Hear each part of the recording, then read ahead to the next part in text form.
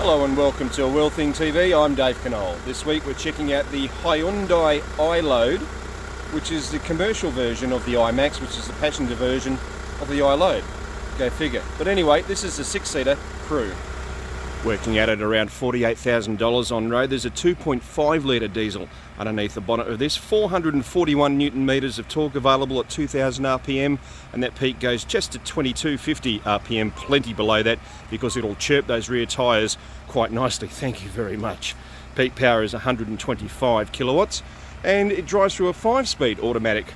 And I'll tell you what, it's got some serious poke off the line, and as I said, it will chirp these tyres at the rear, and we'll cock a leg coming up through some tight turns as well. You're looking at around 8.8 litres per 100 kilometres on a combined cycle. Fairly simple layout in the passenger compartment of this particular vehicle. Easy sliding doors left and right. No real adjustment in regards to the seats themselves. They're pretty much fixed in position. For the driver's section though, fairly basic. It is quite comfortable and actually works out to be not a bad drive from the driver's seat point of view.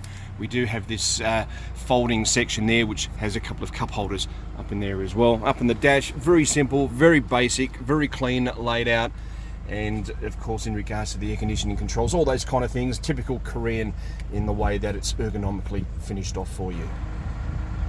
Massive cargo capacity in here. You actually do drop considerably from the normal version, but you're still getting over 2,500 litres of capacity in there, with just over a tonne's worth of actual capacity in regards to the weight itself. Tie down hooks, the pre-installed liners, all those kind of things. And as a combined passenger and commercial vehicle, it really does the purpose quite well. Very direct steering inside this particular vehicle, the Hyundai iLoad Crew. Just a touch of the wheel and you can feel that the steering is responding straight away, but it does feel like there might be some variable speed steering as well. Turn it 90 degrees, sometimes the front end feels like it's gone nowhere, other times it really does feel like it's tracked quite wide. It will understeer at around 40 to 50 k's in certain turns. Very easily controlled, just take the foot off the accelerator. In regards to the accelerator, we're doing 110 k's an hour, for example. The engine's ticking over at just 2,000 RPM. Drop it down to 100 and it's just under 2,000 RPM, so plenty of torque available.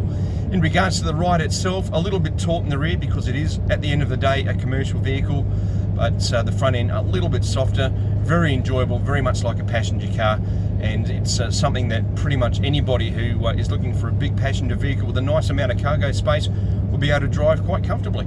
We have a look at the touchscreen, and typically laid out beautifully. There is no issues in regards to what you need to find out.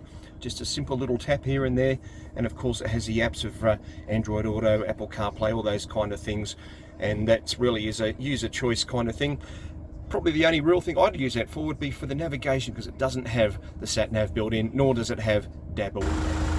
This particular test vehicle from Hyundai came fitted with this light bar. As you can see, it was actually used by Hyundai in some commercial ventures. I believe there was a rally event or something like that this particular car was used in.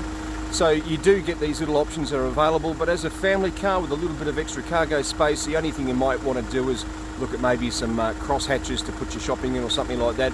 But overall, $48,000, it's a very competent car and one that we've really enjoyed having. Thanks again, Hyundai. For A World Thing TV, I'm Dave Knoll.